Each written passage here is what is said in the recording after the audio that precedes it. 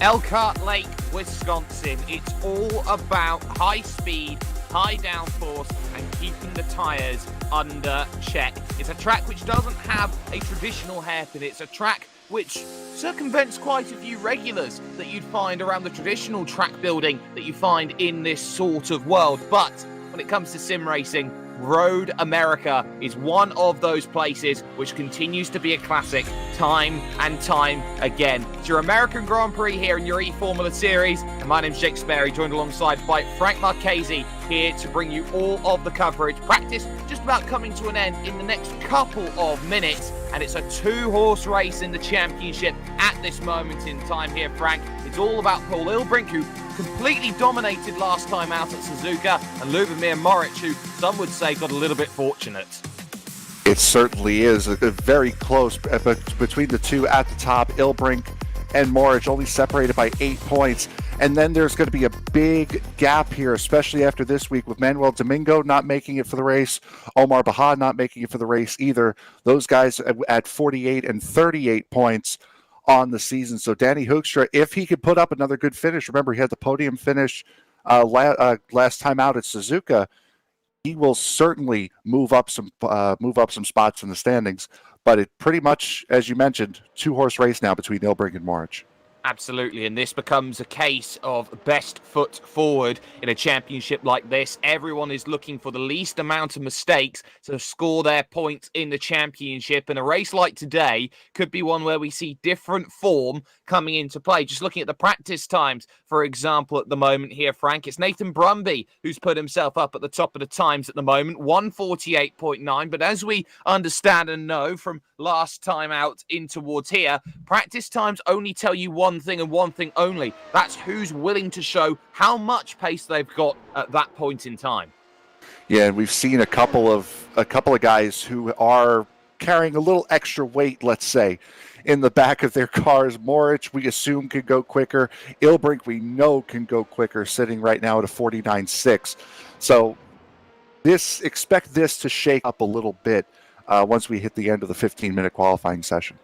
And of course, that 15 minutes of qualifying is going to be kicking off in about 15 seconds' time as the practice session draws to a close. Brumby, Moric, Sivertson, and then Mallow and Ilbrink, your top five, just interrupted by Matt Quinn coming over the line late there to set a 1:49.5. Making sure that the time works. Some familiar names, of course, in this championship, and they'll be hoping that they can get some better results. But what is going to be crucial for a number of drivers as they start qualifying, it's a 15-minute open session. What does that mean? Well, it means every car is on track with each other at exactly the same time. What does it also mean here, Frank? It means that once you start your lap, you must be able to finish it if you have the opportunity.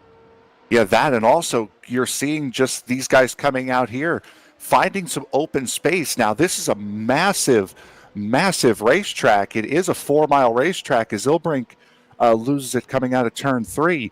But to find enough room and to find enough space to make that lap and make it count the way you need to make it count in order to start as high up on the grid as possible, that's going to be very difficult to do around here.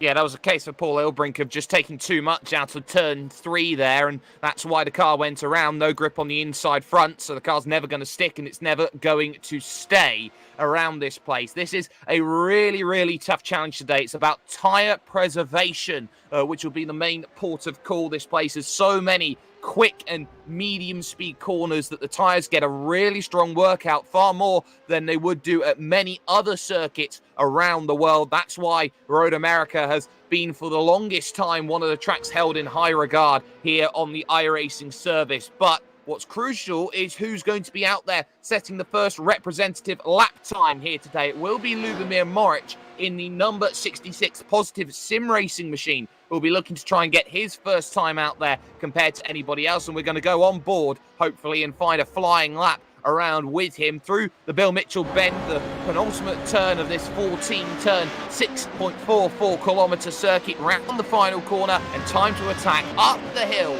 here to make sure that a lap works out here. And Frank, turn 1, probably one of the toughest places on the circuit.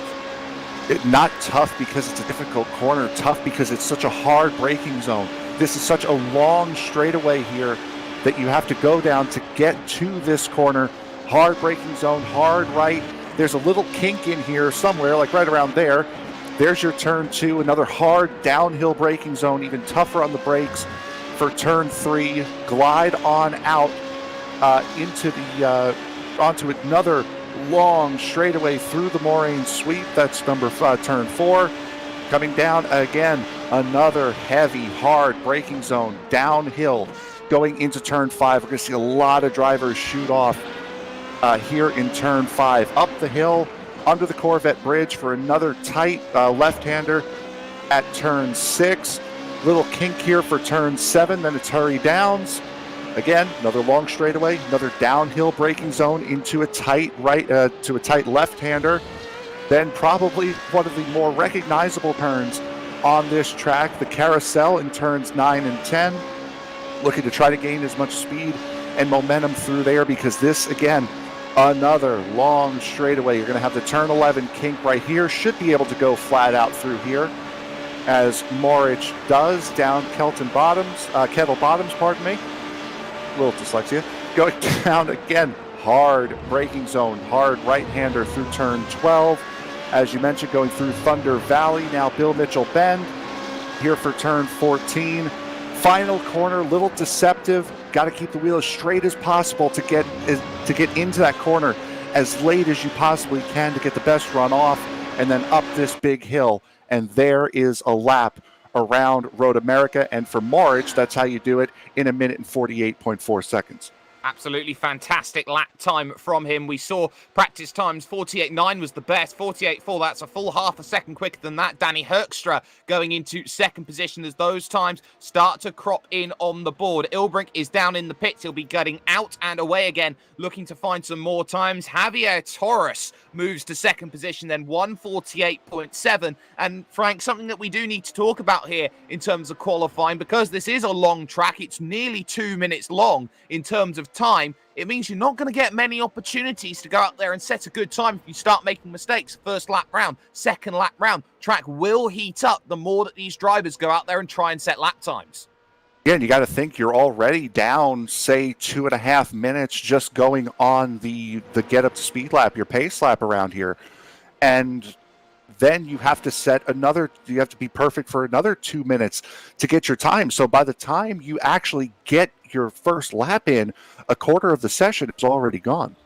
Absolutely. Brumby across the line, 1:49.5, goes to sixth position then, 1.1 seconds off of the fastest driver at this moment in time. Ian Keeman is trying to push next on his lap, pushes a little bit wide through Canada corner there, so it's got to be a little bit careful about the off-track instant points, which you can accrue for running off the side of the road, and we'll see what he can find, making the push in the number 75 up over towards the start-finish line. This is going to be a very, very tough race. 31 laps worth of action we'll be seeing here today, and it's the fastest lap of all, 1:48.210. Ian Keeman is at the top for the time being.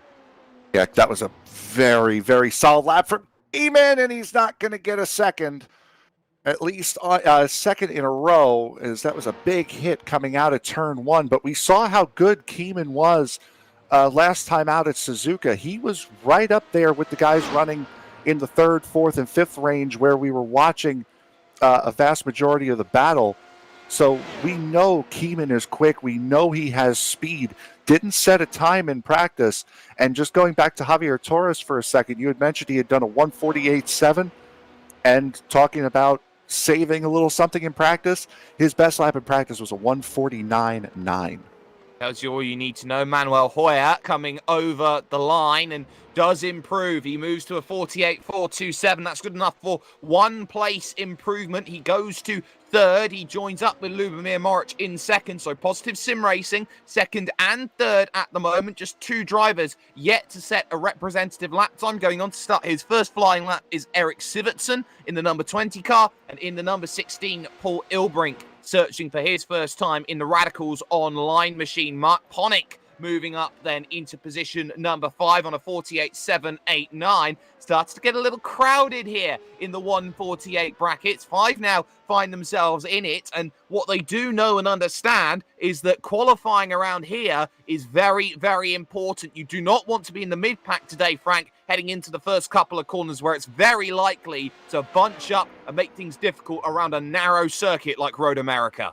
Yeah, and if you're lucky enough to get through turns 1, turns 3, and turns 5, then it's that uphill, somewhat blind corner of turn 6, which is, again, another hard 90-degree corner. And that's the big theme here, is a lot of long straightaways with heavy braking zones into 90-degree corners. That really lends you to wanting to be up towards the front of the field instead of being in the mid-pack. Absolutely. Ilbrink then making his push over towards the start-finish line. 48.2, the time to beat at the moment. Moritz has moved to a 48.3, and oh my goodness, 147.4. He's put a whole 0.8 of a second on anybody else in the field. I think I may have said 147.5 off air, did I not?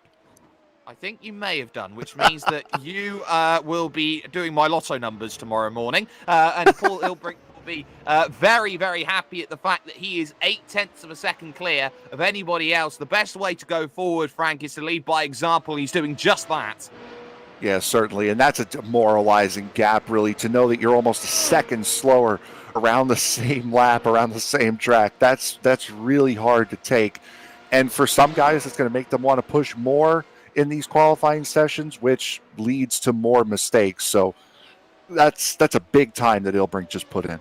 Absolutely. It's one of those laps which makes people sit up and take notice. James Maller, though, in the number 12 car, is in the number 12 position at this stage. He's needing to find half a second to move up forward at this stage. Half of qualifying has already been scored in the books. We've got now just 6 minutes remaining here to work things out. So those getting themselves into their drills, trying to get the best lap time out, they need to do so pretty soon. No time representative there by Maller, but we'll soon see whether that will be jumping up in terms of lap times in the not too distant future as those times continue. Moritz jumping up now into second position. He finds himself an extra 0.2 of a second there, Frank, and puts himself in the best possible position he can at this moment, which is right behind the championship leader.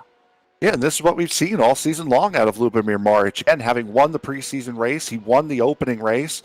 And he's been on the podium, I think, every single week except last, if I remember right. No, he was on the podium for last week as well. So Moritz has had just a fantastic run of luck here through the first really 5 weeks of this season, just staying on form right now as Keeman actually unseats him in the second position with a 47.9.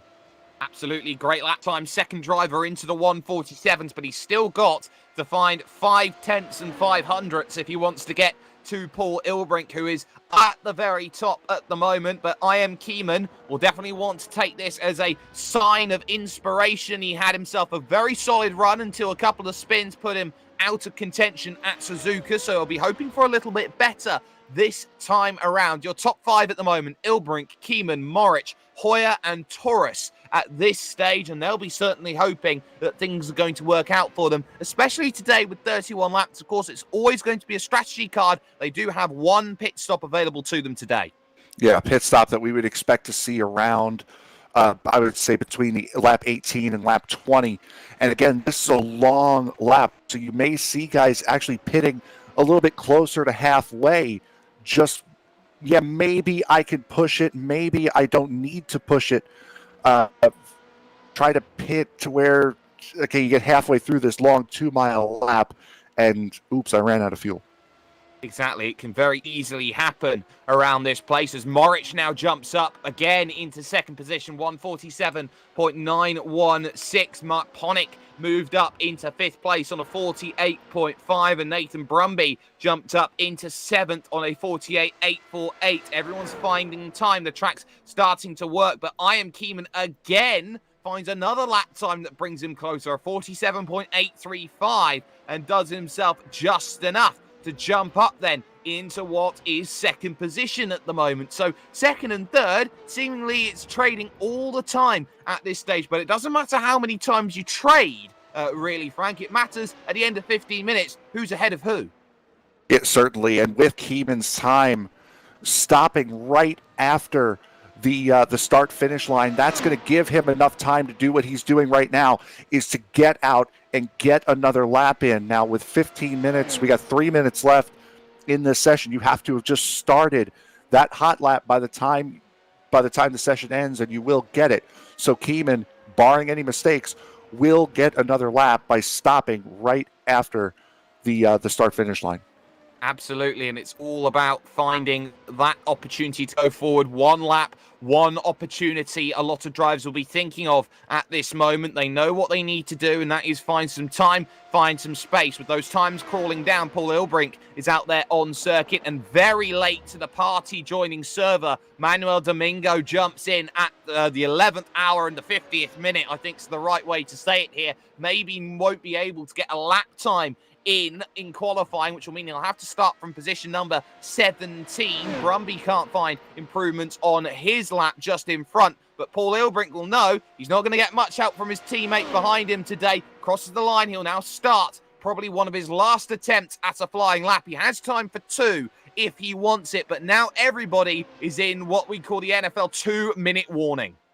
Yeah, certainly for Domingo, this is 11:59.59 here for Domingo. He certainly will not get a lap in, but at least he'll try to recover some of those points that we had thought at the top of the broadcast he was going to lose, and keep that points battle interesting for this season. But Ilbrink right now about to set that time. I would have to think, my guess would be there's still a couple of tenths in that number 16 Radicals car as he loops it coming out of turn 5.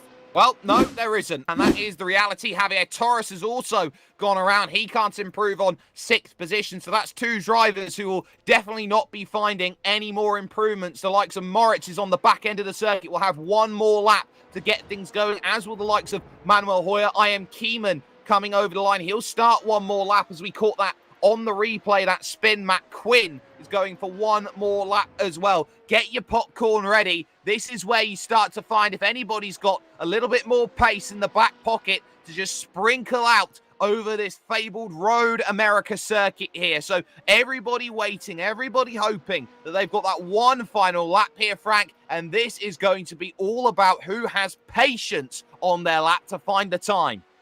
Yeah, especially for Moritz right now starting this lap. I believe Hoyer is going to be on a flyer here.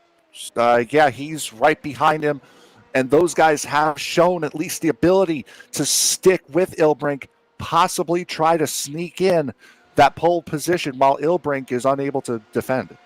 Yes, and nobody's going to get to the line in time. So Javier Torres will be the first driver who'll be making that push over to the start-finish line in the number 35 machine. So keep an eye out on him today. He's going to be one hoping to improve on 6th place. Struggles a little bit there, trying to put the power down as the checkered flag does wave here in qualifying. They are allowed to finish this lap, and Torres will be making his progress through the final corner, looking to try and get as aggressive as possible, 141 kilometers an hour, and diving into the pits because that one won't work. Sivertson was all over it, trying to get some time out of it, but ultimately his lap has to be abandoned. Now it's up to I am Keeman, who needs to find 0.4 of a second here to get by Paul Ilbrink to jump up a little bit further. And will he crest the rise and get that time in the back pocket? We watch with bated breath to see if he's going to find that little bit more. I am Keeman does a 47.694. He finds himself a bit more gap.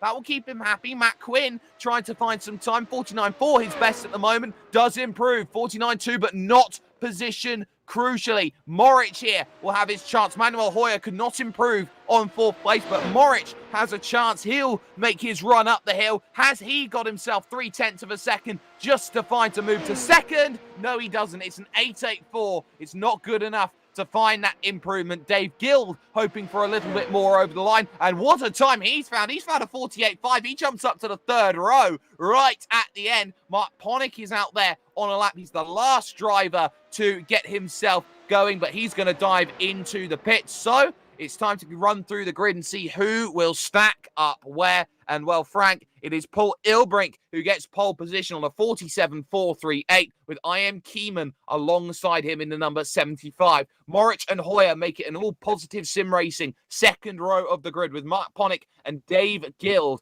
5th and 6th. Javier Torres will start from 7th with Nathan Brumby 8th, Danny Herkscher in 9th, and Matt Quinn in 10th.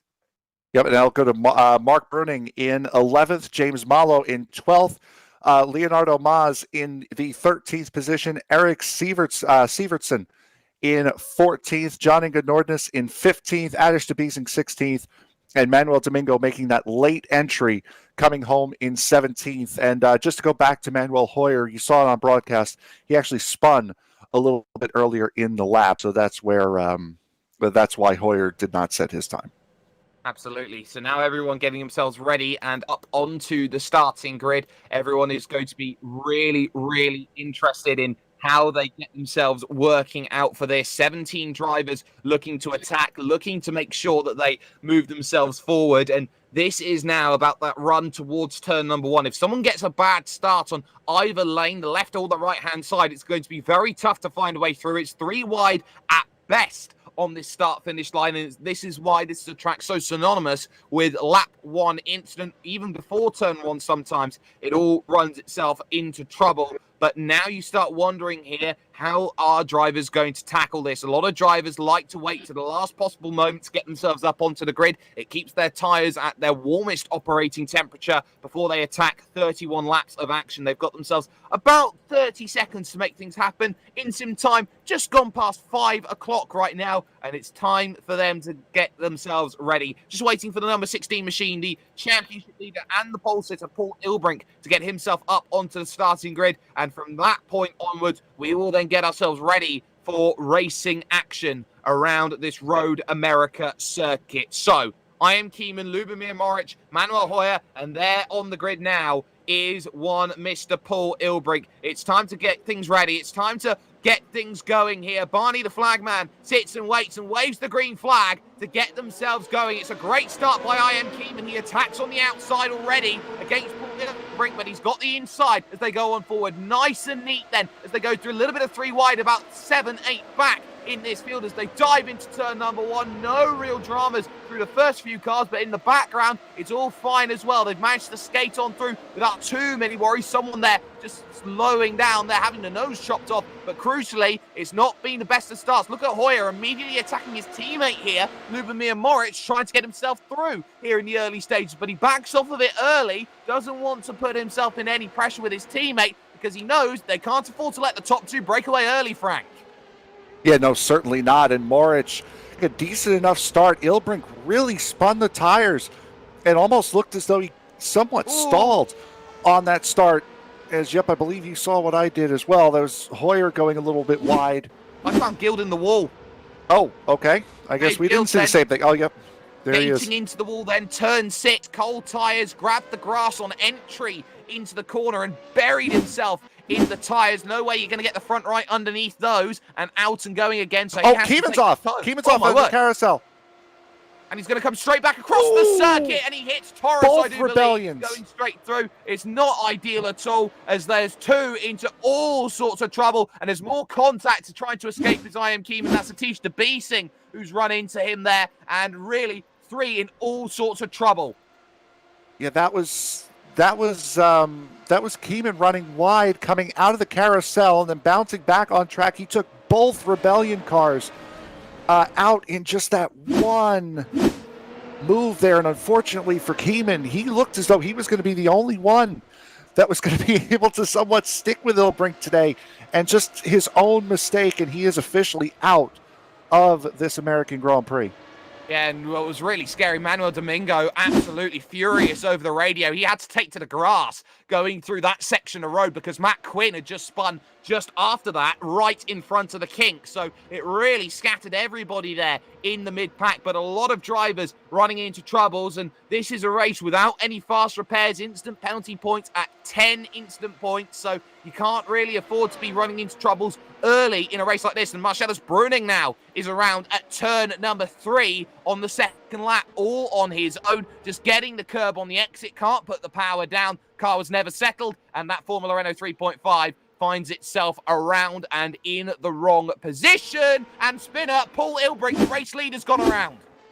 Oh, that's a big one, too. That's coming out. Oh, my jeepers creepers. I believe that was Hoekstra that he had just about run into. His teammate was there as well, and that's the mistake that Moritz and Hoyer were hoping that he made. They needed something to put him in the back. The same thing that happened at Monza. It was a mistake at Monza that put him in the back. He was never able to recover.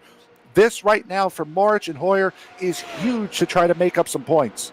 Absolutely it is. We just caught it there on the replay, and it's just the easiest spin to make. So Moritz lead, Hoyer second. It's now a positive sim racing 1-2. Mark Ponick is in third position right now, and he'll be certainly hoping that he can charge on forward and actually try and challenge the establishment in terms of this race. Hoekstra now to fourth, and Manuel Domingo, remember, started 17th on the opening lap. He moved up to 7th. He's now in 5th place.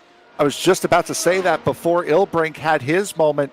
But yeah, that's talking about guys that need to keep points, keep making up points on Ilbrink, which we've made it painfully clear about Moritz.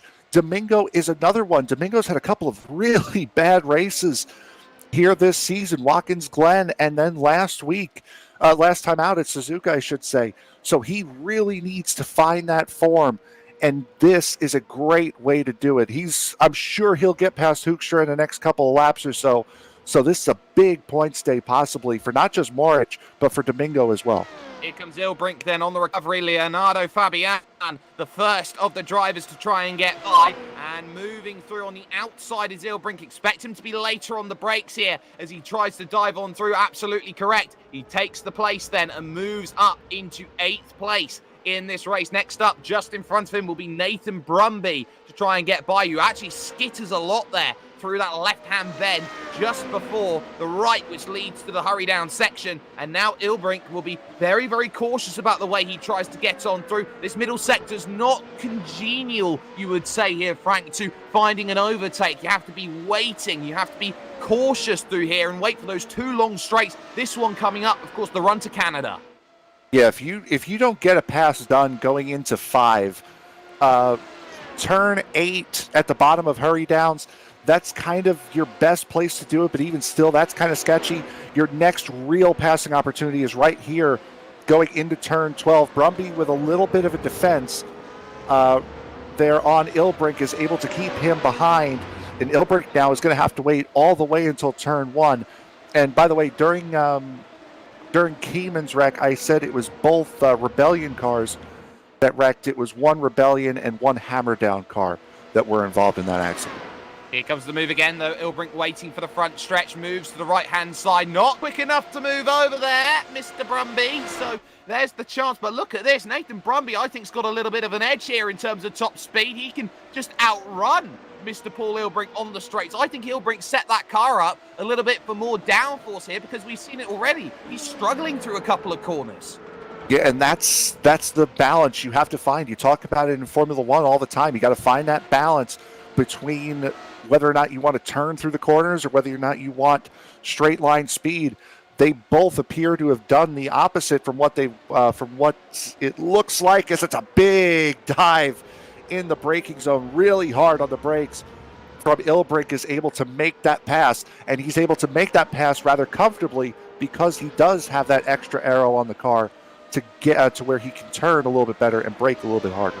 Absolutely. Top 2, Moritz and Hoyer, 1 and 2. We saw how Manuel Hoyer on the opening lap, on the run through the Moraine sweep, he was able to just lift off and not put himself under any pressure, or put Moritz under pressure. Now you've got 2 teammates here with 2 contrasting goals. The question will be, will Manuel Hoyer decide that he wants to play the team game here today and just sit behind Lubomir Moritz, or will he go out there and try and attack, knowing that every point matters, and he's lost quite a few already in the early stages of this championship? On the brakes through the right-hand bend, the final corner onto the front stretch. Once again, they'll go on to start lap 5 of their race at the moment, and crucially, these 2 will be able to work with each other to try and pull away from the likes of Mark Ponick. They already have done to a very, very cute tune now. 2.5 seconds Moritz has over the 3rd place driver.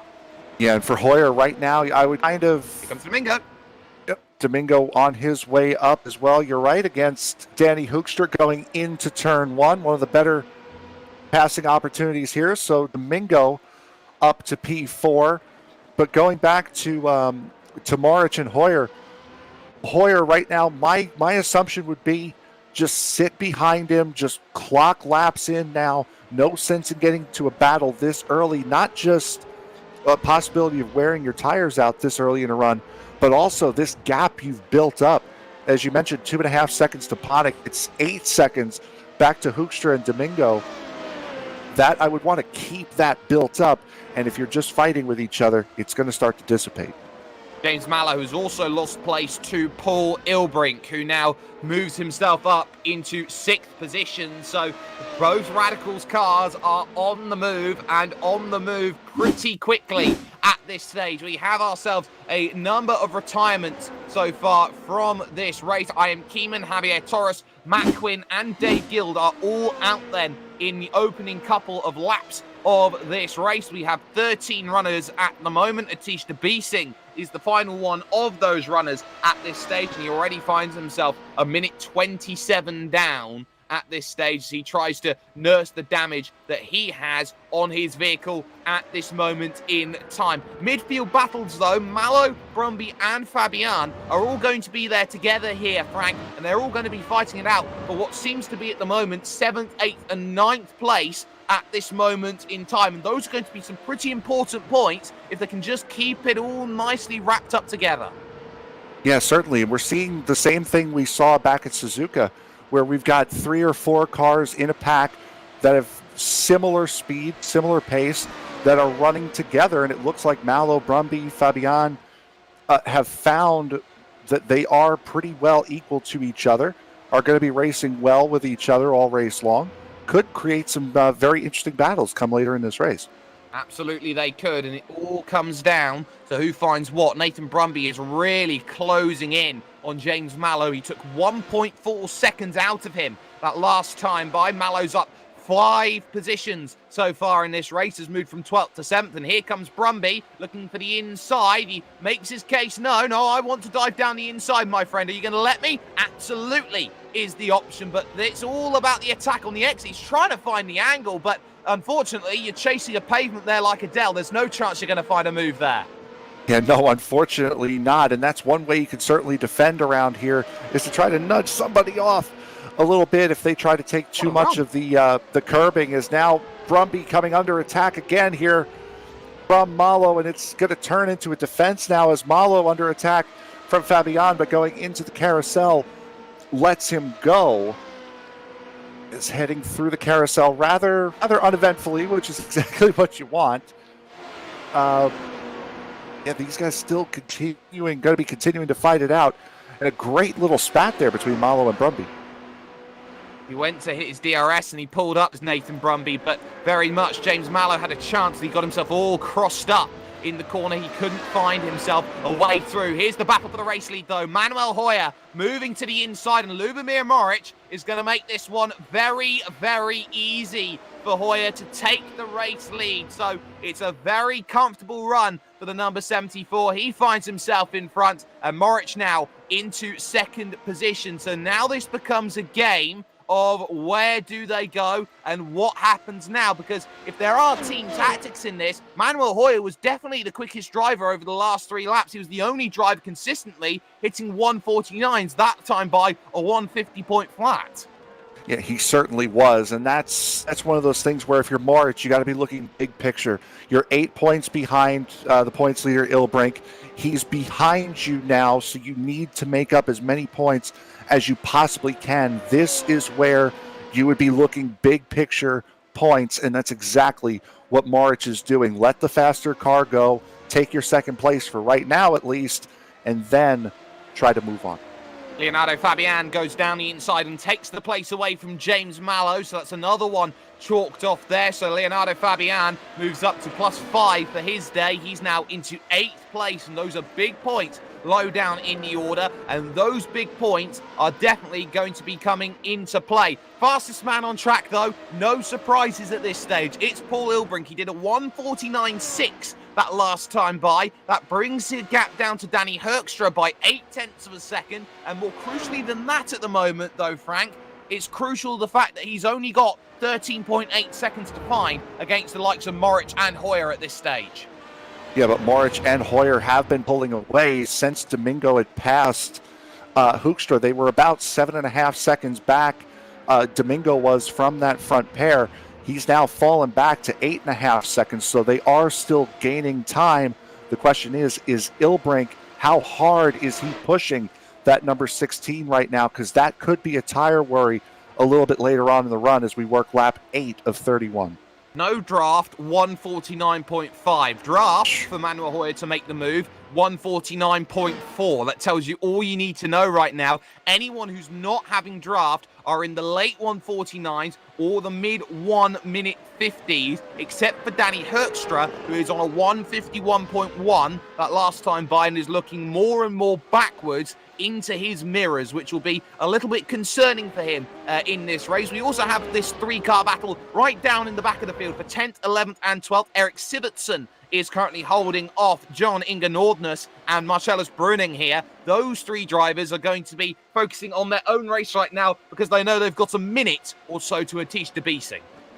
Yeah, and that kind of does help you a little bit as far as, okay, I don't have to push too hard. I don't have to worry about defending behind me. I could just focus on everything that's going on in front of me. And these guys have been racing around each other all season long. As you see the Troll Sim Racing cars of Sievertsen and Nordnes, a little bit different looks this week, and Bruning really starting to hunt them down now.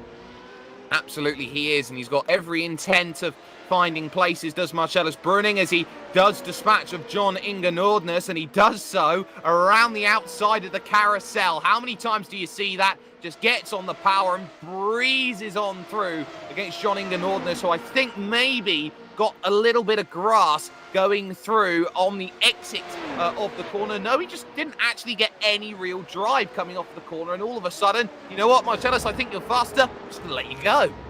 Yeah, you might as well. You're towards the back of this field here, and as you had mentioned, you got a minute to the car behind, so there's really no sense in battling. You're only going to lose the one spot, and you've got no pressure coming from behind. May as well just move over as we start working lap 9. Lap 9, and of course, around the next lap is when you'd say that the pit window is very much open. Traffic getting in the way of the top 2 of Hoyer and Moritz. That's Atish Debising. He stays out of the way and moves on forward with his race at this stage. And just looking at Atish Debising's car, just ever so briefly, there is a lot of crumpled wing on the front, and I think Atish here is just waiting for that pit window to open, manage the damage that he's got right now so that he can go to the pit and hopefully just get himself a little bit of repairs done and maybe lose 5 seconds in the stop for that front wing. Yeah, he does. Yeah, there's a little bit of crinkling going on in that left front wing, and that's certainly going to be affecting him. And talking about that front aero downforce, you were talking several laps ago about drivers that had nobody in front of them in the 49s, and drivers with somebody in front of them in the 1 minute 50s. That's a lot of front aero wash. These are heavy braking zones, tight turns here, so that is really wreaking havoc not just on the lap times but the front end stability of the car, and also the front tire wear. Absolutely. There have been a couple more overtakes. Mallow has got back through on Leonardo Fabian, a mistake by Fabian 2 laps ago. And Marcellus Bruning has just blitzed away from Erik Sivertsen. That's the work going on. And here will come the next overtake because Paul Ilbrink is right on the back of Danny Hoekstra, has himself in the draft, will be able to open up that rear wing as well, hopefully soon, and try and attack. He'll move to the inside of turn 1, trying to pick this one up, and straight out of the way goes Danny Hoekstra to his compatriot. Paul Ilbrink finds a way through. He's now back inside the top 5. Yeah, for Ilbrink, this is about damage limitation after wrecking earlier on, and really no point for Hoekstra to keep trying to hold him up. A 149.1 for Ilbrink last lap. Compare that to the 157 that Hoekstra put up. So he has been losing time mightily over these last couple of laps.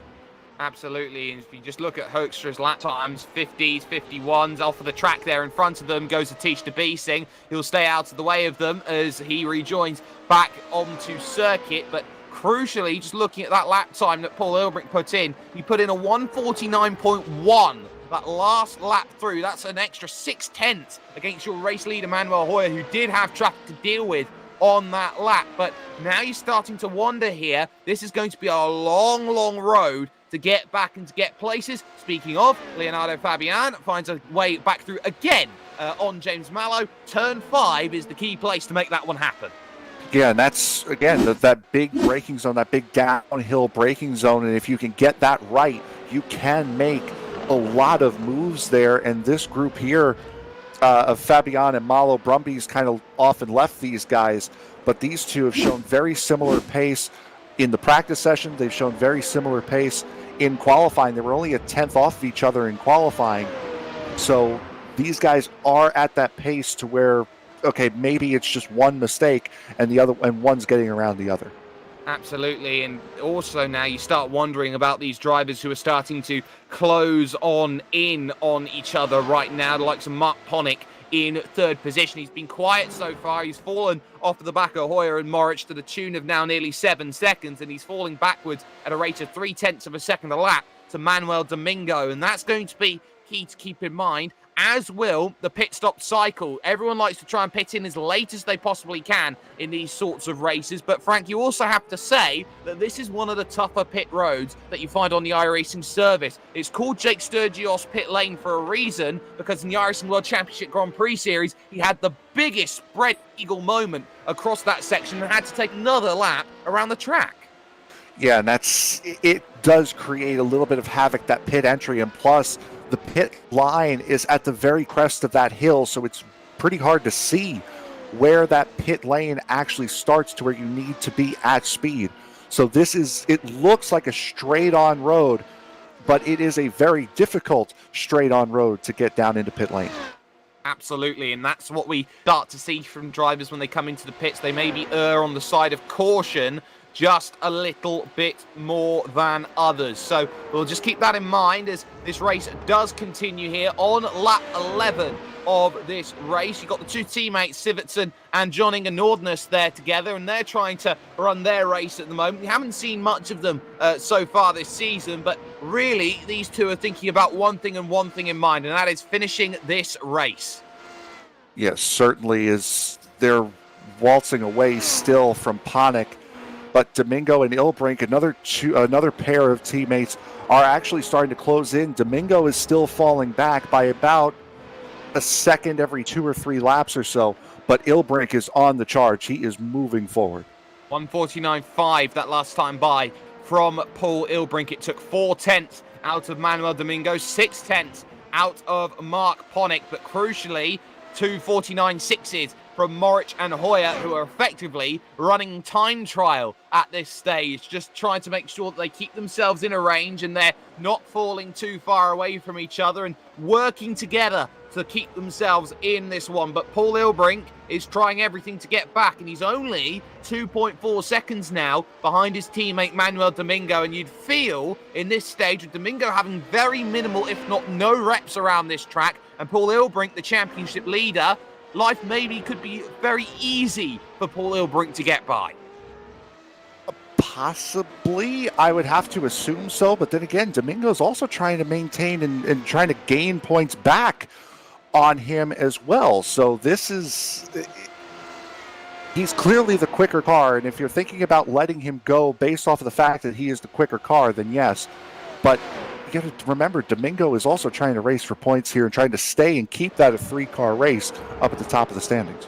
Speaking of 3-car race, he's fighting for that 3rd place at the moment. Mark Ponick has been reeled in over the course of this lap. It was at 1.2 seconds the last time he crossed the line. And I think Ponick here is just realizing, oh dear, I've got Manuel Domingo behind me. Now I'm in a race. And this is a race right now as he climbs the hill and looks to try and go for this next run. But Domingo absolutely monstering on by. 1:49.3 by Domingo. And he moves past Mark Ponick as if he was stood still at the bus stop waiting for him. Wonderful overtake. Domingo onto the podium.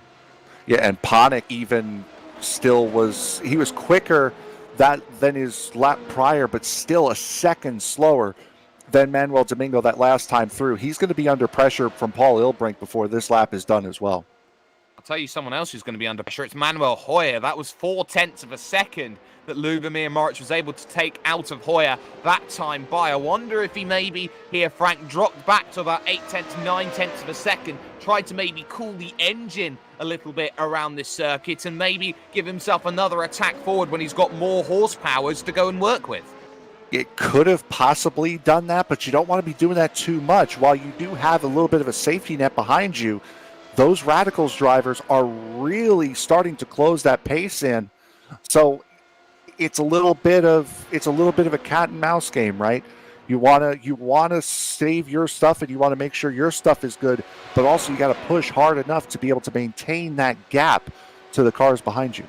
All the while, we move closer and closer to the pit stop cycle and the pit stop strategy. Now, something that is worth keeping in mind, this is a long lap around this place here, Frank. So that window and that strategy is going to be very much more linear and narrow than it would be maybe at another circuit where it's a lot more longer.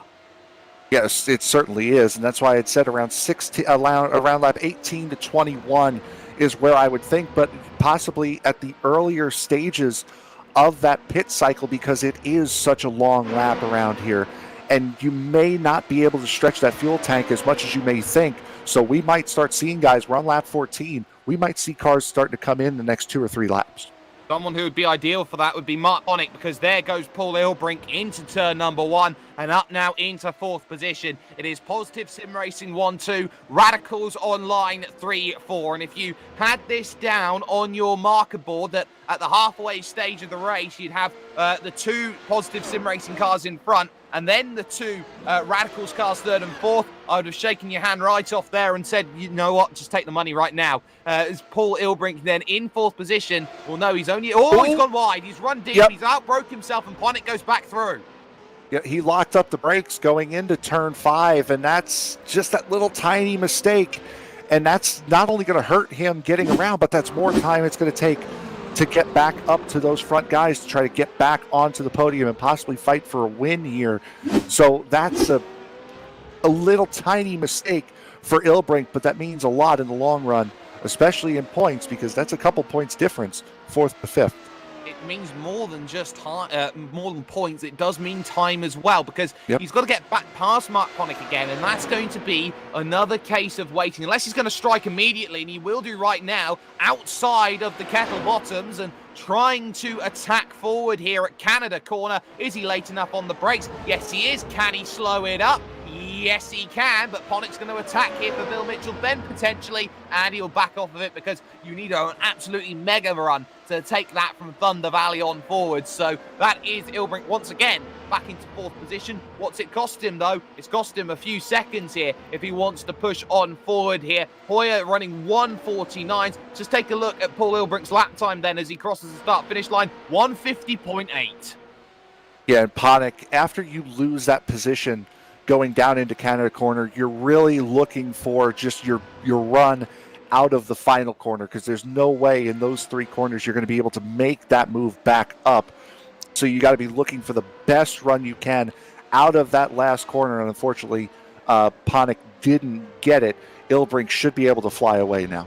Absolutely. I'll tell you someone who is flying around out here on circuit. It's Marcellus Bruining here, who is in 10th position. He's done a 1:50.5 that last time by. He took 1.4 seconds out of James Mallow, and Bruining's lap times here, his last 3 lap times, all within a range of about 0.3 of a second.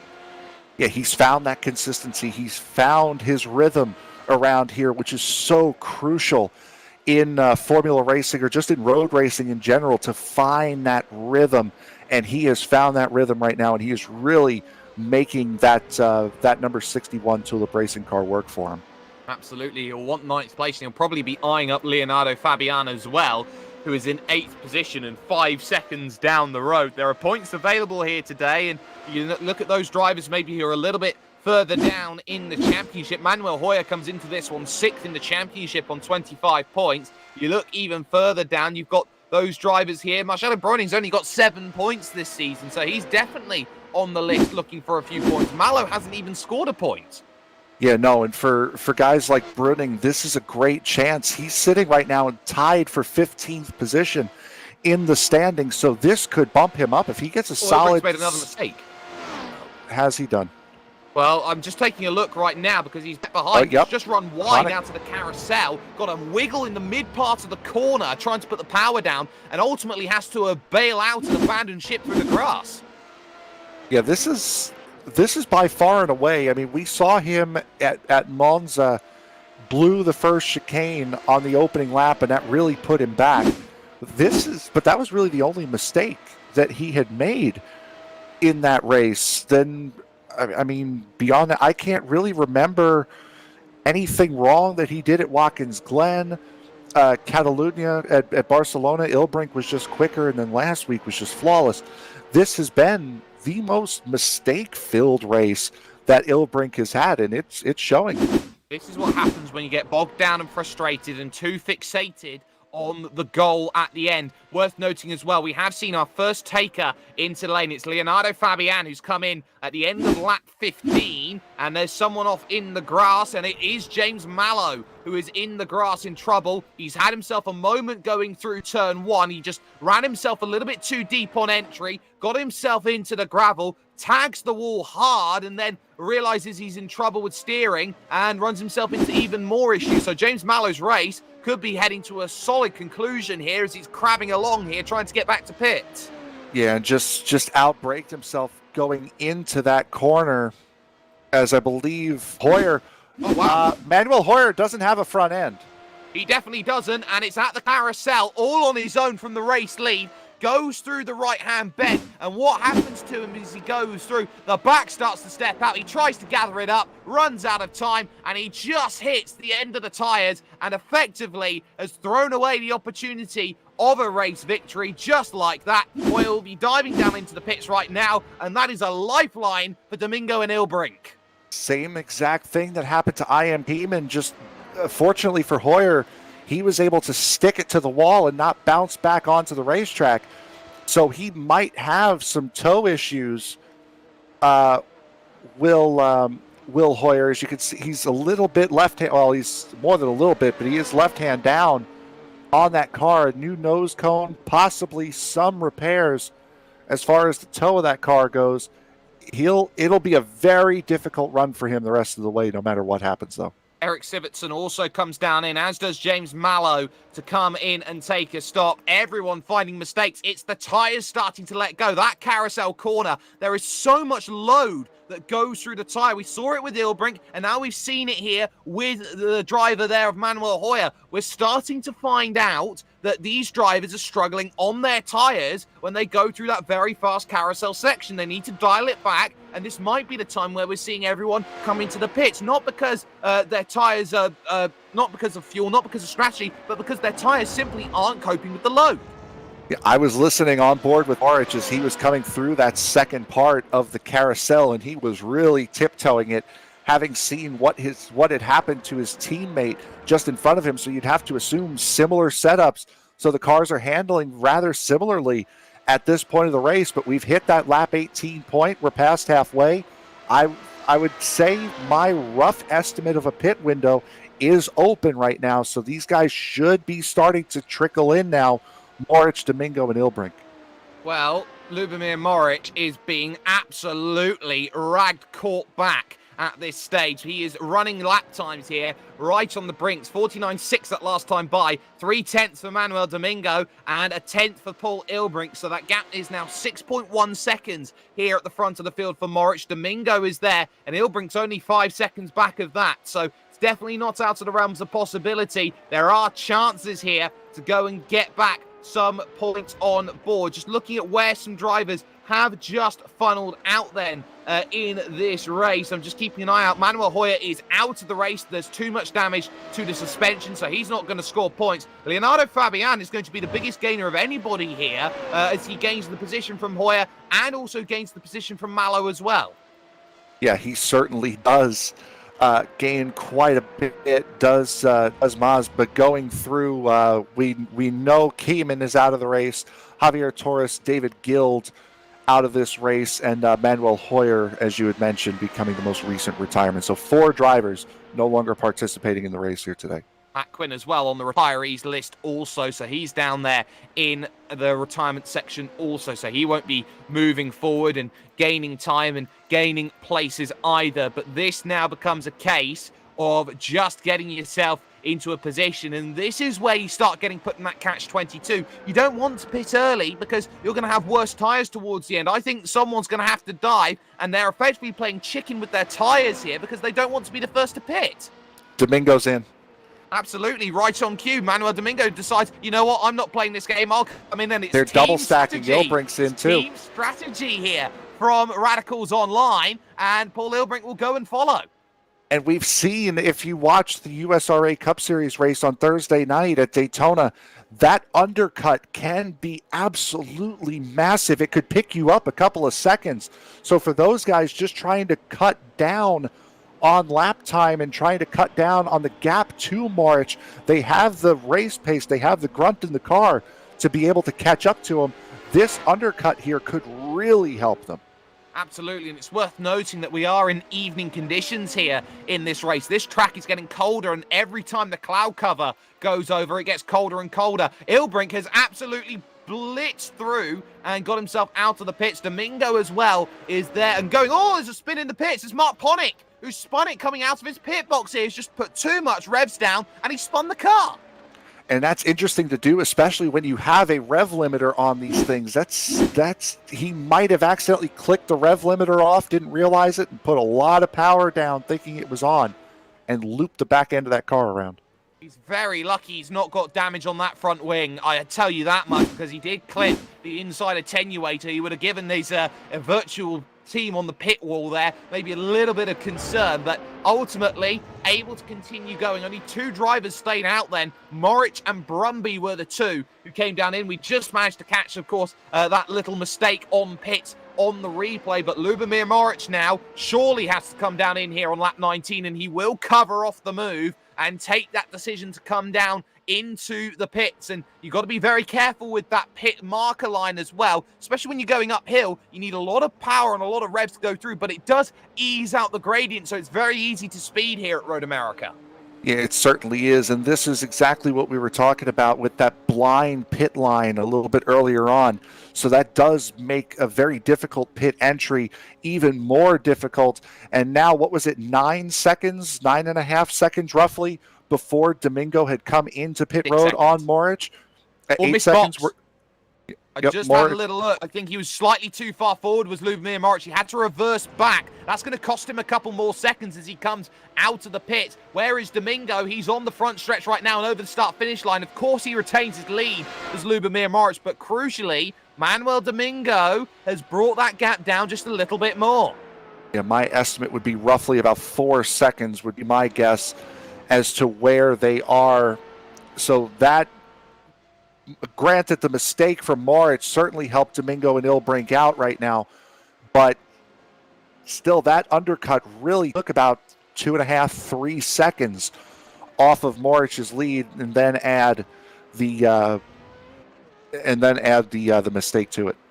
Nathan Brumby then comes out of the pits. He'll be ahead of Marcellus Bruning here, who is now up into 7th position in this race at the moment, and is being followed by Leonardo Fabian, who finds himself in a really comfortable 8th place at this moment in time. And every driver now is starting to think about their end game at this stage. We're on lap 20 of 31. We've got 12 laps, well, 11 and a half for Lubomir Moritz at this stage, and everyone is just focusing on those Radicals cars who have both had to play recovery drives. Domingo because he couldn't set a lap in qualifying, Ilbrink because he spun it and put it off the road 2 more times.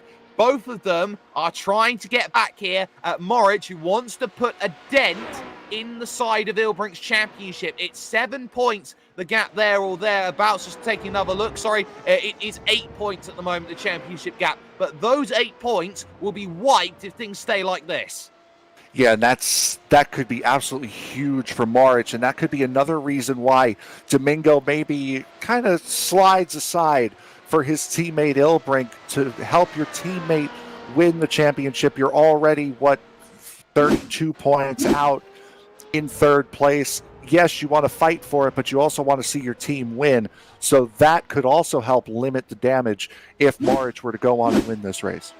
Absolutely. The gap's 5.1 seconds then at the front of the field. Manuel Domingo has to try and chase that down at a rate of about half a second a lap if he wants to put any pressure on Moritz or hope for the one thing that every driver doesn't want, and that is a mistake. Talking about drivers who have gained, of course, Danny Hoekstra had a really good run last time out when it came to Suzuka. He's having another one of those quiet rides here, Frank. He's up into 4th place. Yeah, we say it so often here on ESPN. Just because we're not showing you doesn't mean you're having a bad race. And Hoekstra's had himself a very nice, quiet, solid race. He's been running by himself for a vast majority of it. So a very good, another solid points day. After finishing 3rd at Suzuka, this is really going to help him here. Absolutely it is, and every point does matter in a championship like this. So we'll be seeing here after this Road America race how he's going to be faring in terms of the way he is moving forward. But now you start thinking about, okay, these drivers who are trying to find those times. Leonardo Fabian and Marcellus Breuning are both there together on track. There's about 9/10 of a second between them, and Fabian was actually the quicker driver of the two last time by, took a 1/10 of a second out of Breuning, who is Mr. Consistency at the moment at this stage, up in 7th position. Both of them will be racing to the end, as will Sivertsen and Nordness. Yeah, and Breuning has the pace in that car. Both of them do. Breuning was a half a second quicker in qualifying than Maz was, so both of those guys are capable of putting in the 1:49 lap times. But Breuning right now, and you're right, these pair are going to be racing with each other. This is pretty much their highest aspirations, 7th and 8th, unless somebody in front of them makes a massive mistake. Sivertsen and Nordness, same thing. Their highest aspiration is where they are right now. So 2 good little battles to watch for the remainder of this race, but also, of course, that battle for the lead.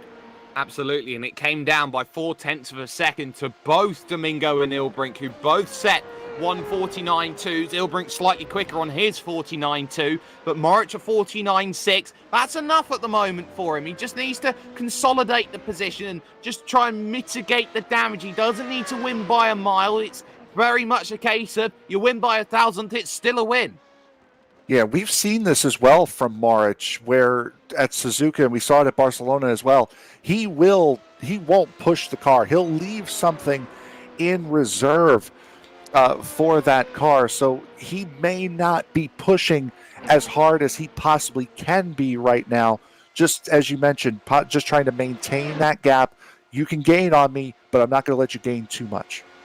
Absolutely, and this is where we are starting to see Lubomir Moritz just keep these 2 drivers behind at an arm's reach. They're the only 2 he needs to worry about. Danny Hoekstra is 14 seconds back now of Paul Ilbrink. He is no threat to these top 3 at this stage, which looks like they are going to be all secured unless there is some late race drama, which of course on ESPN we have seen before at Road America, under the NTT bridge and over towards the stripe. What's the time this by from Lubomir Moritz? It's a 1:50.2. He struggles on this lap, and how much does he struggle? He loses nearly a second, 9/10. Domingo is right in the wheelhouse here to go from last to first.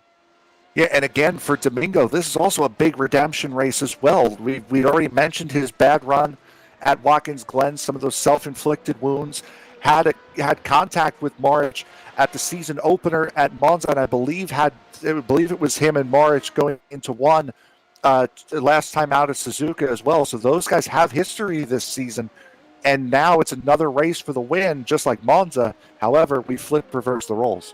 We absolutely do, and that battle couldn't get any more interesting. Domingo has got to be a nuisance here, bring Paul Ilbrink back into this one as much as he can. Moritz knows he's got to really run quickly here. He knows he's going to be pushed, and it's effectively a chase to the Wisconsin border to end this race outright. We'll have 8 laps to go at the line, and this becomes a case of who finds what and who does what come the end of this one. Hoekstra has also been chased in terms of this race. He's been caught by Mark Ponick at a rate of about 6-7 of a second a lap. That gap is down now to 2 seconds. Yeah, and really the only one as far as positions goes is safe is Nathan Brumby. He's got 14 seconds in front of him and about 6.5 behind him. He's the only one that's really not in his own little battle right now. I guess you could say Ilbrink as well, as there's about 4 seconds up the road to Domingo, and then he's had a long ways behind him to Hoekstra and Panik. But little races happening all over this track. Absolutely, and it's all these small battles that we're finding here today at Road America. And once more, we'll check those times. It's a little bit better from Lubomir Moric. He only loses 2/10 over the course of that last lap, which is ideal, as Ilbrink also tries to bring his gap in just a little bit more. Every driver out there is in a battle, including those for 9th and 10th place. Sivertsen and John Inge Nordnes here, the two teammates right now, just quietly going about their business, having themselves a pseudo battle and doing a pretty fine job of things. Yeah, Nordnes has been around here. This is the first time we're seeing Sivertsen, and he's put on a very solid performance in that number 20 Troll Sim racing machine. So a nice run from both of these guys, being respectful around each other right now. What else? What more could you ask for from teammates? Absolutely. What more can you ask for? You just race around together. You know you've got nothing to lose. Malo's 10 seconds down the road behind you trying to chase down. He won't reach you. So do nothing silly. We can maybe have a fight on the last lap for it, but for the moment, you just keep yourself in station and make sure that nothing goes awry over the course of the laps. Hoekstra does respond to Mark Panik, finds 0.2 of a second on that last go around on track. So this is going to be a case of drivers just trying to find as much as they can towards the end of this race. The one thing that I am looking at here, and its potential here for Moric, is traffic. If De Biesing maybe slows down enough, he might just be in the middle of all of this, but Moric is absolutely pushing here. He went right to the limit of Canada Corner, trying to get himself somewhere close and somewhere near to trying to get as much as he can out of the track. He's definitely putting all of his cards down on the table because he's got 1 lap fresher tyres. Yeah, that so he can afford to push a little bit more. Maybe he has saved enough fuel to where he could start to push that car a little bit more. We have 7 laps to go right now, and Domingo just took another half a second. Ilbrink took out almost a full second. So Moric right now is probably realizing, okay, I saved enough of the car. I can start to push now. However, the two Radicals drivers are starting to push now even more as well. Ilbrink needs a second lap. I doubt he does it. Manuel Domingo has the much manageable option, 3.2 seconds in the space of 7 laps. That's half a second a lap, and he gets himself a chance to attack on that final lap of the race. Domingo is just calmly taking time away again and again and again. It's all he needs to do in this sort of race. Nothing silly, nothing too special. Just keep it firm and make sure that you get yourself within that margin, that bracket. Another battle still, Brunning and Fabian. Fabian's just been sitting there and waiting lap upon lap at around 0.7 of a second back. I think he's waiting for a decisive chance. This is a draft track if ever there were one.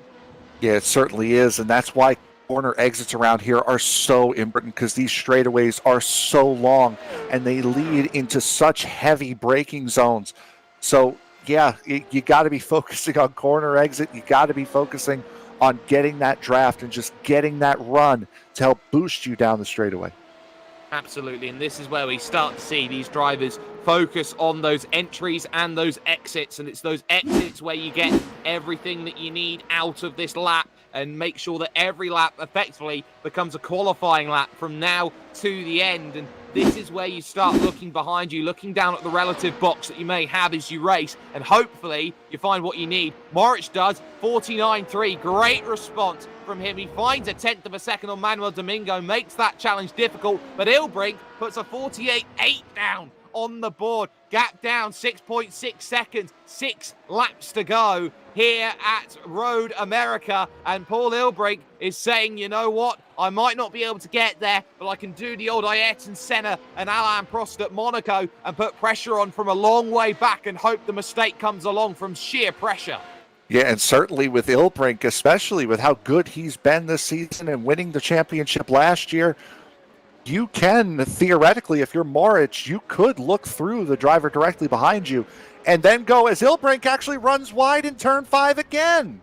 Oh, and there is the reason why he's been pushing so hard, and that's the moment, the straw that breaks the camel's back. Misses the corner entry, gets himself in the gravel and in the grass, is able to keep it in a straight line, but that will pretty much confirm Paul Ilbrink as 3rd place in this one, because he was absolutely putting everything down on the table to get somewhere near. Yeah, he certainly was. And this is the point where, yeah, you just turn the car down, just bring it home at this point, because that mistake was fatal for your chances at a top one or two, but you still have a very nice cushion back to P4. So you are where you are right now. Turn it down, bring it home, and cheer on Domingo to try to get past March. Absolutely. Now we start wondering here. Final couple of laps will be coming up soon. They've got 5 to go at the line, and they've got to work this one out between them here. This is going to be a tall order that they're going to be finding themselves with. Lubomir Moric over the line, 49.7 that last time by. Domingo, 49.5 only. So 5 laps to go, and it's 3 seconds to chase down. Domingo's not doing enough. How much of the tyre has he used trying to chase down a 6-second gap to 3 seconds? That's going to be worth just keeping in mind. Also, Mark Ponick here is trying to do something here to get to Danny Herkstra. He's taken a 10th off in that last lap. He got the gap down to about 1.7 seconds over the line, and Danny Herkstra puts in a 50.7 and Ponick a 50.5. So that gap comes down again, 1.6 seconds now, but still work to be done. Yeah, work to be done and not a lot of time to do it. Now, in 5 laps, there's a lot of racetrack here. This is 20 miles that these guys still have to go, and a lot can happen in 20 miles. We've seen it in other series here. A lot can happen in just 1 lap around this place. So while it's not impossible, both Domingo and Ponick are both going to have to pick it up just a little bit to try to get close enough to force the guy in front of them into a mistake. We have also noted that John Inge Nordnes has got through on Erik Sivertsen, did so a couple of laps ago. So that puts Nordnes now in 9th and Sivertsen back down into 10th position in this race. So that's just worth keeping in the back of the mind at this stage. Also, you've still got Bruning and Fabian having their battle. 0.8 of a second between them. Fabian just runs slightly wide there through turn 5. We start to see it a little bit late on in races. He's trying to catch Marcellus Bruning, but now I think he's just starting to push a bit too hard. Yeah, he might be, and good news for him somewhat is that to push a little too hard in turn 5, as long as you don't go off, if you miss the apex, it's not that bad around here, because that is a rather short shoot up into turn 6. So didn't lose too much time, did the driver of the number 31, but still needs to put a couple of great laps together in order to get past Bruning, who is still running as solid as ever. Absolutely. And you start seeing here from Leonardo Fabian that he is trying everything to get himself into range, and that range is not quite happening. It's almost like a case of fits and starts. He finds a couple of tenths of a second here, Frank, and then they just get whittled away. And as I said, there's a lot can happen in 20 miles. This is a very long racetrack and a lot of chances to make mistakes as Maz runs a little bit wide through the final corner, and that's going to be really devastating because you have this long run into turn 1. You need as much straight line speed as you can possibly manage, and that's going to be really compromised by running off and wiggling the back end of that car coming out of turn 15. Someone who's found some time is Mark Ponick, 0.3 that time over Danny Herkstra. Gap is 1.2 seconds, and suddenly you just start seeing in the rearview mirror a little bit closer Mark Ponick, and that is the 34 car trying to get back to 4th position after the spin on pit road. This is going to be a hard battle because Danny Herkstra, although he does get out of the way of quicker drivers, he knows that he's fighting the final few laps here for a 4th place finish and big points. Do I use the hammer down pun, or are we just going to let that one slide? We're going to let that one slide. Okay, so Ponick is really put that work in to get back up to Danny Herkstra, and I believe Domingo's off, yeah. That is Canada corner. He's just pushed a little bit too hard, missed his braking point, trying to chase down Lubomir Moric. He gets on the brakes, he goes straight on, and it's so difficult to recover yourself from there. He's done very well. He had to go over the little dip in the rise, and that has promoted Paul Ilbrink up into 2nd position. Full damage limitation then for Paul Ilbrink against Lubomir Moric, but that pretty much says 9 seconds with 3 laps to go. Moric can put it into nurse me home mode. Yeah, he certainly can. And for Domingo, unfortunately, that's just been par for the course for him this season. Just again another unforced error from the driver of the 9. And Mark Ponick moves up and into 4th place, gets it done on the front stretch, really nicely tucked up underneath, moves to the inside, and Hoekstra has nothing for it. He fights hard for it, though, gives him all the room that he needs, which was racing room, which was slightly less than a line, but enough here to try and fight back. He'll attack him into turn 5 around the outside. This is going to be brave here, Danny boy. Has he got himself the chance on the outside? No, didn't quite position himself. Ponick defends. Didn't position himself, not for the pass, but for the crossover there, and Ponick actually did a very good job on that inside of not running wide on exit, and Hoekstra could not come back on him. So a good couple of corners there from Ponick, not just to take the position, but to hold it as well. He can run away here as they go through the carousel.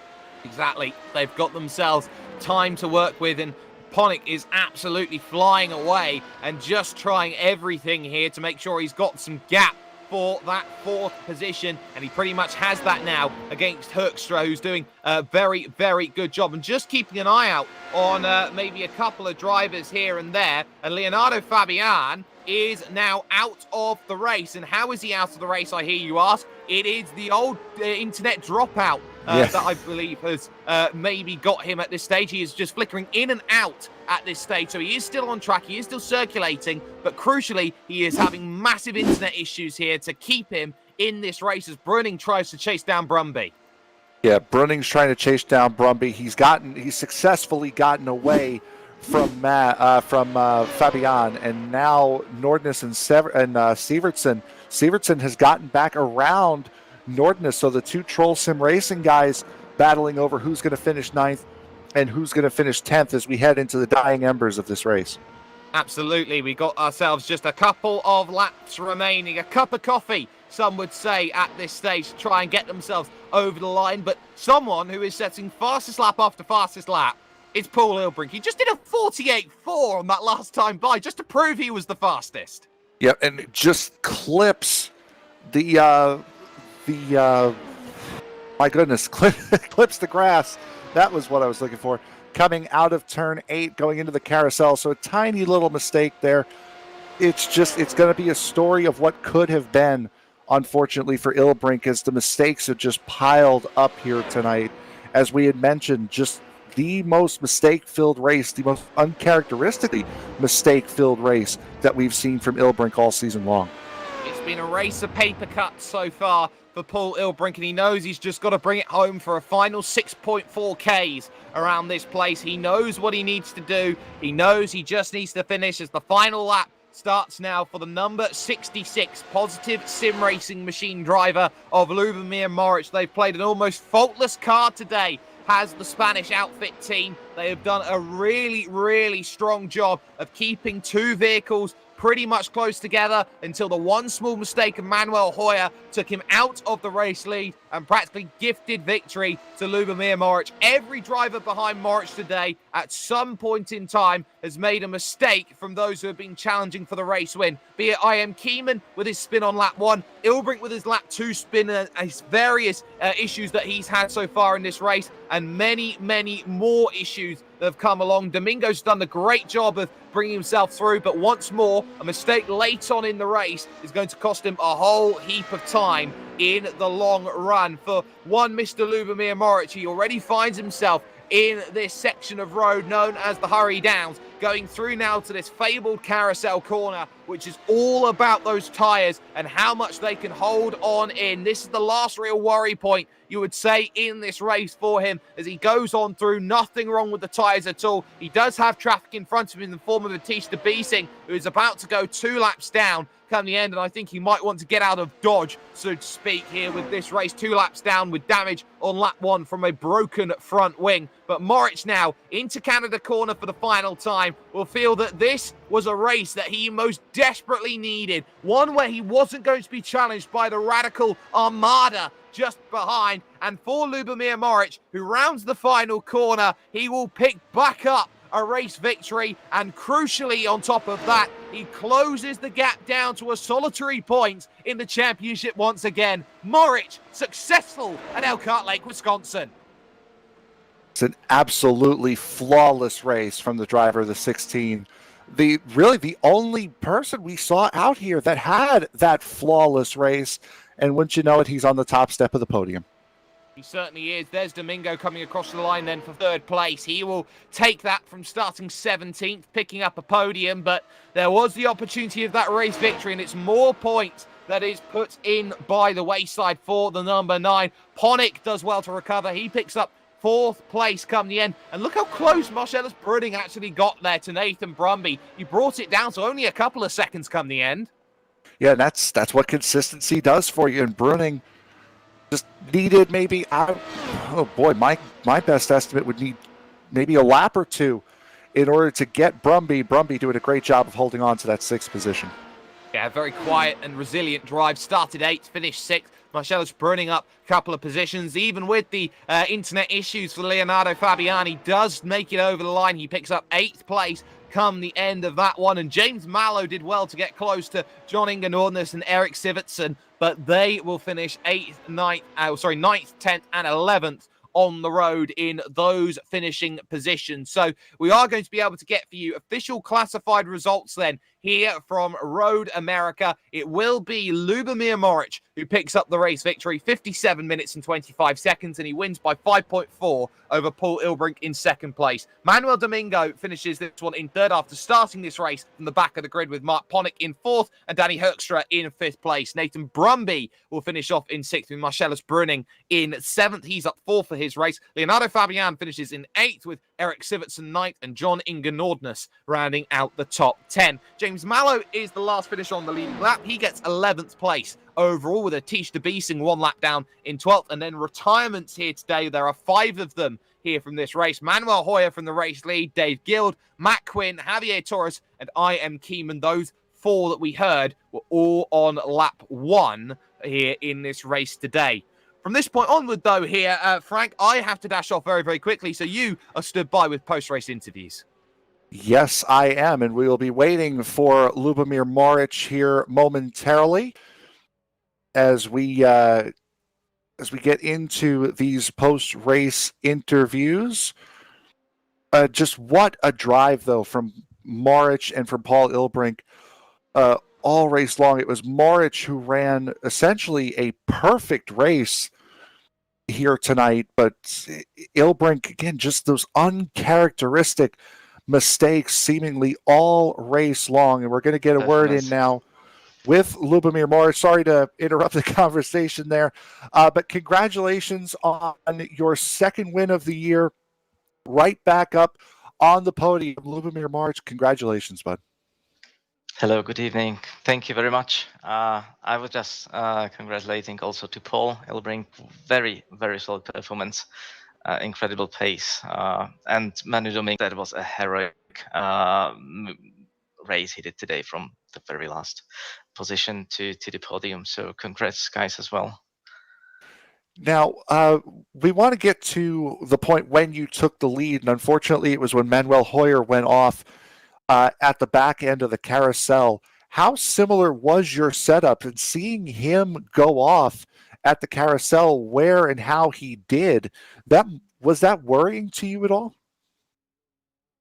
Yes, it was already a point where both our cars have issues with the tires as we pushed pretty much. However, we split the responsibilities in the race today. He drove a set with the lower gearing, so he was like a defensive driver, and his car was faster driving alone without a slipstream, and I drove an offensive setup. So losing Manuel was quite difficult for me as my car was then slower driving alone. But yeah, at the end of the race, you might see that I was dropping the lap times. I was just calculating how much time I can lose and still finish and be safe. So you did have some car in reserve just in case Domingo or Ilbrink did come up to challenge you towards the end of that race? Yes, mainly last 5 laps. It was just a coasting, and when I saw that Manu Domingo made a mistake in a Canada corner, then basically I was just bringing it home. A big points day for you. Unfortunately, maybe with that mistake, from Domingo, not as big as you could have had, but certainly a great points day for you. Only probably a point or two now behind Ilbrink going into next week's next time out at Long Beach.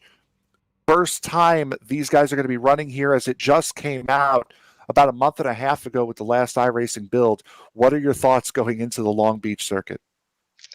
Yeah, I've never been there yet. It looks like a very claustrophobic track, and it will be a big lottery. How many cars will even finish us? It's very narrow, and whenever track is narrow and people try to race, there is always some crashes. So, yeah, we'll see. Will be exciting. We'll be fine, definitely. And I think there is no champions beforehand. So yeah, it can be anyone next week who will win. Right, anyone you want to thank before we let you go and celebrate this victory? Our team, Positive Racing, definitely. Manuel Hoyer, who helped me a lot this race. Our sponsors, Joel, Real Timing, Z1 Dashboard, Modem, and Studio 3T. Thank to organizers of eFormula series and you, the broadcasting team. Thank you very much and have a good evening. Thank you. You too. Congratulations. That was your race winner, Lubomir Maric. And now we bring up Paul Ilbrink into the interview room. Paul, one of the more uncharacteristically eventful races for you here this season. What was it, a setup issue or just trying to push a little too hard? I wanted to do like last to first challenge, and then I by accident qualified on pole, so I had to do something to be at the back again. But no, I don't know. Start was like good, and I had like a gap immediately already, and I was like thinking about, oh, I should drive perfectly now to like drive away from them without having to use any DRS. And well, as soon as I started thinking that, I made that horrible mistake. But like, not even everything was lost at that point, I think. Like, I was like 15 seconds back, but if I would have just driven properly, especially with Manuel Hoyer having his mistake and being DNF today, I think I could have still like won from that point, or at least battled for the win. But yeah, all kind of like little mistakes happened. Into turn 5, I like drove a bit too far on the curb and I locked up there. I did that twice actually in the race, which like completely threw me wide and lost so much time with that. And then at some point I reached for my button box to use the like tear off for my visor. And while I did that, I also yanked out my headset cable. Oh, so no. I was driving without no sound for like half a lap and trying to like plug the cable back in again, which was like not great, but I managed to do it. So yeah, I don't know. It was a lot of fun though. So in the end, P2, and like after such a race, I can't complain. Well, fortunately for you, you picked a track with a lot of long straightaways to pull your headphone cable out. Going into Long Beach next week, it's going to be the first time you guys are going to see this circuit. Only a couple months old in the iRacing server officially. Now with the point situation as close as it is between you and Maric, how much pressure is that put on you going into a brand new circuit? Oh, none really. I mean, I don't really feel any pressure here. Just like a fun challenge. Like, I'm just looking forward to racing there in something else than like point cloud. So yeah, I haven't done any laps there on the track since it was like fully released a couple of weeks ago. So just looking forward to the challenge and whatever hopefully we'll have a good exciting race like today again. Hopefully so, and I'm positive you guys will bring it home. But anyone you want to thank here before we let you go and celebrate? Yeah, especially big thanks to Manuel Domingo, my teammate. He showed up really late.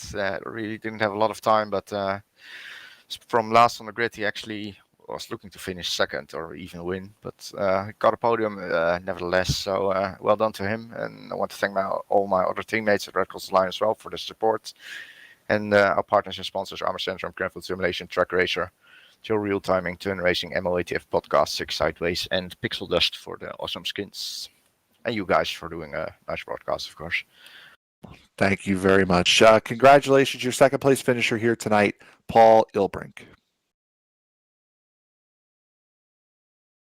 So that was Paul Ilbrink, your second place finisher here tonight. Would also like to, before we jump off air here, we've already done the results for the race tonight. We do have a couple of sponsorship reads that we do have to get out of the way here for our end here on ESPN. This race was brought to you tonight by diecastnuts.com. Diecastnuts.com is a community site for people who love diecast. Whether you want to post your collection, view other members' collections, or even buy or trade to add to your own collection, Diecast Nuts is the #1 place to go. Other automotive memorabilia is available as well at diecastnuts.com. That's nuts with a Z, diecastnuts.com, or find them on Facebook by searching Diecast Nuts. We're also sponsored, new sponsor for us here at ESPN, by Rocket Racing Setups. Rocket Racing Setups is quickly becoming one of the lead setup builders for the iRacing community. If you need a proven race winner for your league or for your run for an official season championship, Rocket Racing Setups is where you need to go. Rocket Racing Setups offers both dirt and asphalt setups, along with setup adjustment guides and precise fuel sheets. With the ability to request one-on-one coaching if you'd like to build your own setups, Rocket Racing Setups is really difficult to beat for the price. If you're ready to take your sim racing experience to the next level, head on over to rocketracingsetups.com today. So for all of us here at ESPN here today, that was Jake Sperry and myself on the call, Sam Cooper Bennett in the production booth here tonight. Would like to thank the series sponsors, JRT and Blonde Bullet, for their involvement, not just with us, but with the eFormula 3.5 series. If you enjoyed today's podcast, please like us on Facebook as well as on YouTube. Subscribe to us on YouTube as well. You will see these guys for the rest of the season on the iRacing portal as well. So for Mr. Sperry and for Sam Cooper Bennett, I am Frank Marchese. Thank you very much for joining us, and we will see you all next time.